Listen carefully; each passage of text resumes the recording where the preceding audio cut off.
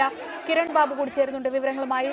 കിരൺ, പുറം ലോകം കാണരുത് എന്ന് ഉത്തരവിട്ടുകൊണ്ട് ജയിലിലേക്ക് അയച്ച കൊടും കുറ്റവാളി കണ്ണൂർ സെൻട്രൽ ജയിൽ പോലൊരു ജയിലിൽ നിന്ന്, അതീവ സുരക്ഷാ സെല്ലിൽ നിന്ന് പുറത്തു കടക്കുക എന്ന് പറയുന്നത് അവിശ്വസനീയം എന്നല്ലാതെ ഒരു വാക്ക് അതിനെ വിശേഷിപ്പിക്കാനൊക്കെ വലിയ ബുദ്ധിമുട്ടാണ്. ഇതിപ്പോൾ നമ്മൾ രാഷ്ട്രീയമായി തന്നെ വലിയൊരു ആയുധമായി മാറുന്നതാണ് ഈ മണിക്കൂറുകളിൽ തന്നെ കാണുന്നത്. ഈ ഒരു ജയിൽ ചാട്ടവും അതുണ്ടാക്കുന്ന പ്രതിഫലനങ്ങളും എന്തൊക്കെയായിരിക്കും?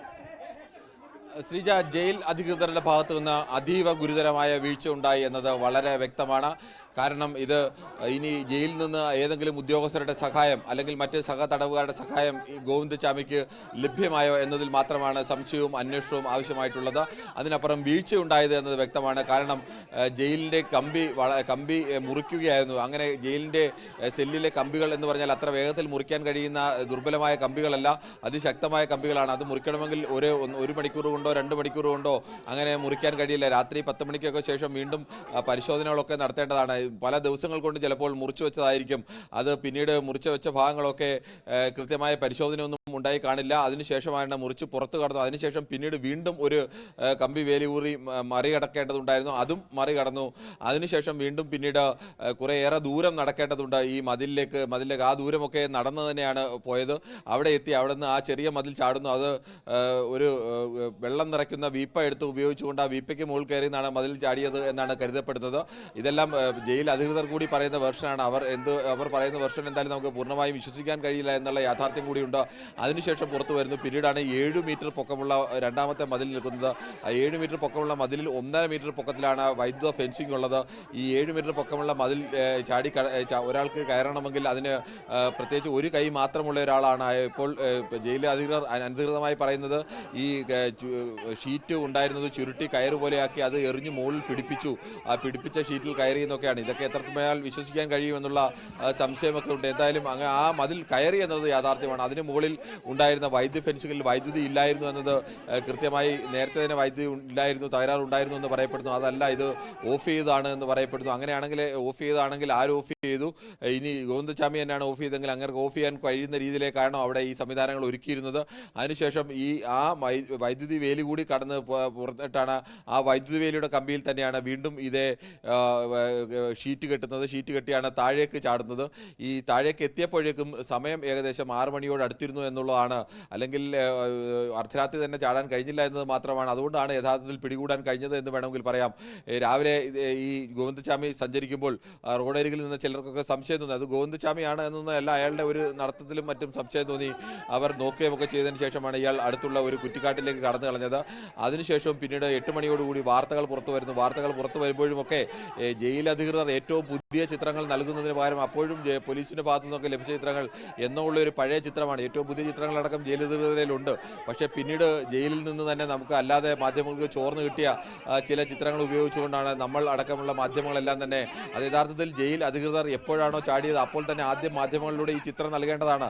ചിത്രം നൽകിയാൽ മാത്രമേ ഉള്ളൂ ഈ താടിയിൽ നിന്ന് പെട്ടെന്ന് ഒരാൾക്ക് മാറാൻ കഴിയില്ല. ആ സമയത്തിനുള്ളിൽ ആളുകൾ കണ്ടെത്താനൊക്കെ കഴിയണമെങ്കിൽ അത്തരം സംവിധാനങ്ങളൊക്കെ ചെയ്യേണ്ടതാണ്. പക്ഷേ അവിടെയും ജയിൽ അധികൃതർ അത് നൽകാതെ മാറി നിൽക്കുകയായിരുന്നു. നമ്മൾ പിന്നീട് കിട്ടിയ ഒരു ചിത്രം ഉപയോഗിച്ചാണ് മാധ്യമങ്ങളൊക്കെ ഇത് നൽകിയത്.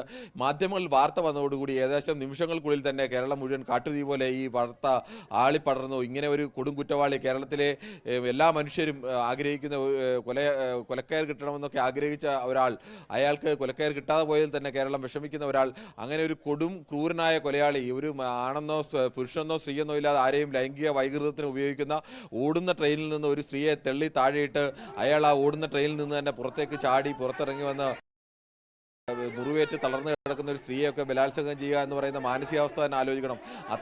അത്ര മോശപ്പെട്ട മാനസികാവസ്ഥയിലുള്ള ഒരാൾ ആ കൊടും ക്രിമിനലാണ് രക്ഷപ്പെട്ടത്.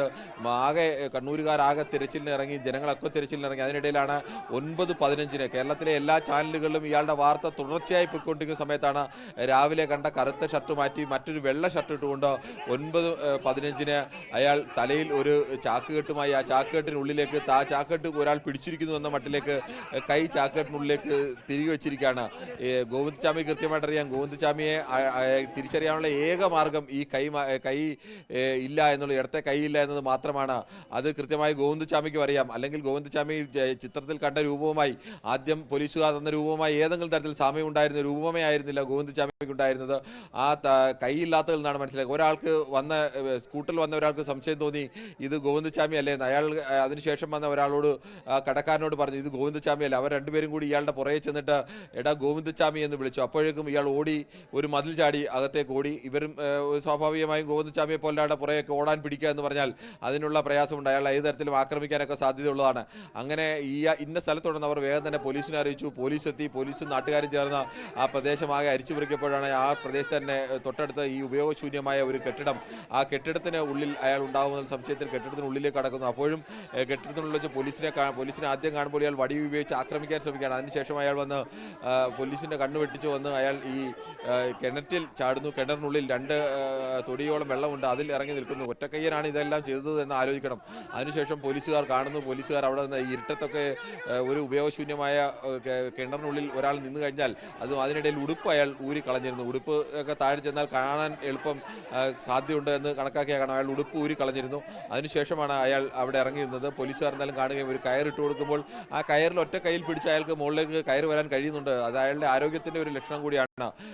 ഒരു കൈ മാത്രം പിടിച്ചുകൊണ്ട് ഒരാൾ കയറിട്ട് ഒരു 1-2 ആൾ താഴ്ചയുള്ള കയറിന് താഴ്ചയിൽ നിന്ന് ഒരാൾക്ക് കയറി വരാൻ കഴിയുക എന്ന് പറഞ്ഞാൽ അയാൾക്ക് ആ മട്ടിൽ അയാൾക്ക് പരിശീലനമോ അല്ലെങ്കിൽ ആരോഗ്യമോ ഒക്കെ ഉണ്ടായിരുന്ന ഒരാൾ ആണ് എന്ന് കൂടി മനസ്സിലാക്കണം. അങ്ങനെയാണ് ഗോവിന്ദചാമിയെ പിടികൂടിയത്. എന്ത് പറഞ്ഞാലും കേരളത്തിൻ്റെ ജയിൽ വകുപ്പിനെ സംബന്ധിച്ച്, ജയിൽ അധികൃതരെ സംബന്ധിച്ച് വലിയ വീഴ്ചയാണ് ഉണ്ടായിരിക്കുന്നത്. അത് ഏതെങ്കിലും ഒരു ജയിൽ വാർഡൻ്റെ ആ സമയത്ത് നിൽക്കേണ്ട ഒരാളുടെ മാത്രം പിഴവല്ല, ഗുരുതരമായ പിഴവ് കണ്ണൂർ സെൻട്രൽ ജയിലിനെ സംബന്ധിച്ച് ഉണ്ട്. അതിൻ്റെ തെളിവാണ് ഒരാൾക്ക് ഇത്ര ആസൂത്രിതമായി, അതും ആ ജയിലിലെ തന്നെ, ജയിലിനുള്ള ജയിലാണ് യഥാർത്ഥത്തിൽ ഈ 10 നമ്പർ സെൽ എന്ന് പറയുന്നത്. ആ സെല്ലുകൾ മറികടന്നുകൊണ്ട് ഒരാൾക്ക് പുറത്ത് കടക്കാൻ കഴിഞ്ഞു. പുറത്ത് ആരെങ്കിലും വാഹനവുമായി കാത്തു നിന്നിരുന്നെങ്കിൽ, അങ്ങനെ ഒരു സംവിധാനത്തിലേക്ക് എത്താൻ കഴിഞ്ഞിരുന്നെങ്കിൽ ചിലപ്പോൾ ഗോവിന്ദചാമി എന്ന കൊടും ക്രിമിനൽ ചിലപ്പോൾ കേരളത്തിൽ നിന്ന് ആത്യന്തികമായി രക്ഷപ്പെടുന്ന അവസ്ഥ പോലും ഉണ്ടാകുമായിരുന്നു.